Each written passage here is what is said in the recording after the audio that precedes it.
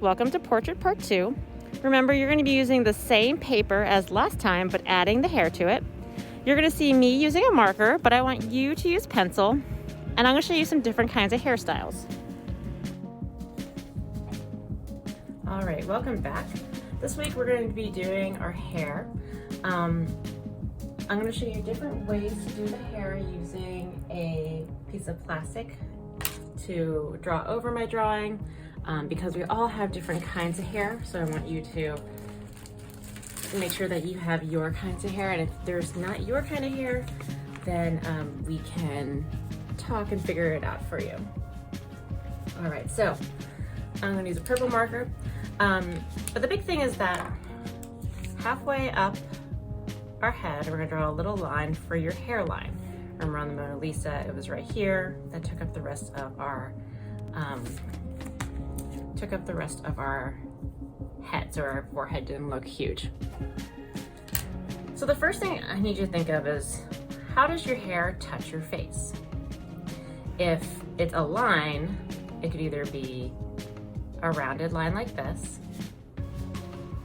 So if you don't have bangs, it could be like that. This would also include people that want their hair up or have really short hair that goes up. Or if you get like your hairline shaped, you can make sure that it is shaped as long as it goes through that middle point. So we have curved, we have squared, if you don't have bangs. Now, if you do have bangs, what you can do is start normal, but then let's look at the shape of your bangs. Most likely it'll be kind of like a zigzag, and see how it goes underneath that dot?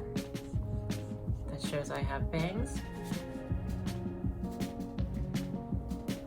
Or if you have kind of long hair that is at a side, you can go off to the side, and go down, almost touching your sunglasses like that.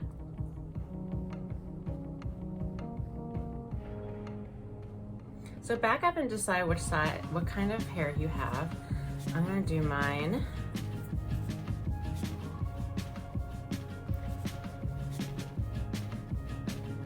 like that. I'm gonna have my hair half down, half up. All right. Now, if you have short hair, there's a few ways you can do that. Think about the texture of your hair. So you're not gonna have it completely on top of your head or kind of flat down to the top of your head unless you have a buzz cut. If you have a buzz cut, this is the style of your hair, and what you do is you just would fill in, and we'll talk later about filling it in, but you can put dots in it for right now so we know that your hair is really short. Your hair is like lines. Think about what kind of lines there are. This is Dykes with a buzz cut. Now, if you have short hair that kind of sticks up, you kind of might look more like this, where it's going to go a little bit beyond your hair, but it will stick up a little bit. So like a zigzag line that stays around the top. Kind of like having spiky hair.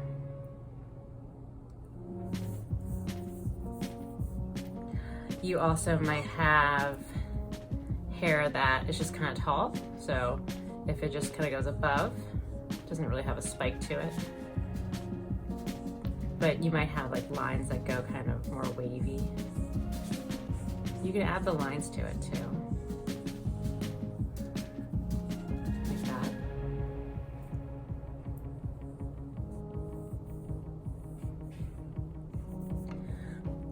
But either way, this whole part of your head's going to be covered, kind of like how we covered the Mona Lisa's head. Okay. If you have long hair, long straight hair, it will go down, kind of like the Mona Lisa's, and then it will continue off. So see how it goes? You can go in front of your ear, behind it. It goes as a curve and then comes down. So it has to go out and down instead of just down. You might have one that goes down like that. If you have wavy hair, it might wave a little bit and then come down, but still has to go out and down. If you have really curly hair, it might be more like ringlets like that. You do loopy lines.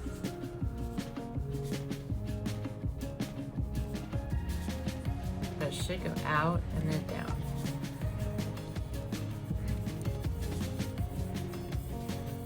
If you have a ponytail or a bun, you can do your hair. See how Mona Lisa's goes down? You can start at your hairline and have them go back to the middle or back to wherever the bun or ponytail is. So if I want to do a bun, I could do that and a big oval on top of my head. Or I could do a ponytail, which might start up like that and then might peek out over here. Or you could just have it kind of just go up and out like that. It has to go up and out though. It's not gonna just stay kind of flat on your head. If you have braids, little braids, like cornrows might be more like just rows. So you can do kind of, and I'm just doing like very tight loopy lines. If you want to kind of mirror your head, if it goes down past that, you might have a few that come out. Very tight loopy lines. You can do this with crayon too. If you have braids that go like to a pair of pigtails, you could have the pigtails just be a little rectangle for the band, and then they will come up and out, up and out. Your braids should have thickness to them. They shouldn't just be flat. So using the lines like that might help. If you have little buns, you can do that too.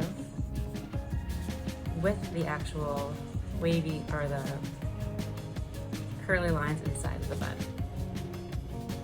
But think about the shape or the type of line your hair is. So we have straight hair, we have wavy hair, we have curly big hair, and then we have little tiny curls too. So as long as you use those lines to create your hair, or if you have short hair, think about the direction it goes. Does it go up? Does it go down? Think about all the lines that your hair could be to create its texture. So go back and rewind and pause for wherever you want your hair to be. I'm gonna do mine half up, half down. So I'm gonna do mine finally like this, where I have some hair going back, a little ponytail, but I also have some hair going down. Maybe I'll just do down.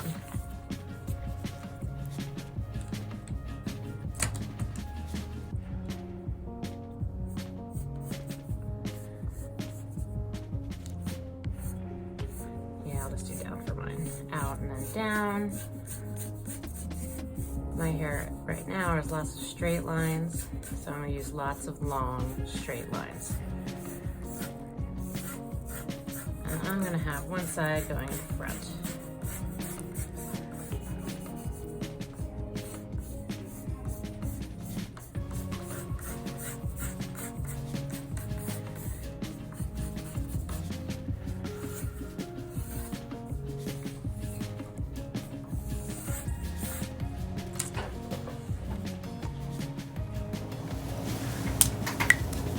All right, the last thing we're going to do today is we're going to trace everything but the inside of the hair. So if you have a Sharpie, that's great. Or if you have a marker, that's good too. So I'm going to do the hair first. I'm going to trace the outside of the hair, but I'm not going to trace the inside. Because if you do the inside, like I have black hair, so it wouldn't matter for me. But if you do all your lines with Sharpie, it might be too dark depending on your hair color. So see how I just did my hairline, the outside where it came down there. So none of the lines inside that create texture. And then I can go ahead and trace the other things. So I can trace my sunglasses, my ears, my nose, my mouth, my neck, my shirt, everything but the inside of my hair. Remember that we're not quite done yet with this. You will turn in a picture of this today to this assignment, and then hold on to this same paper, and next week we will do part 3, which will be the coloring. So turn in this picture how it is right now with hair, but keep the paper for next week's assignment so we can color a certain way and turn it in. So yours should look like you with hair, and that's the picture I should see today.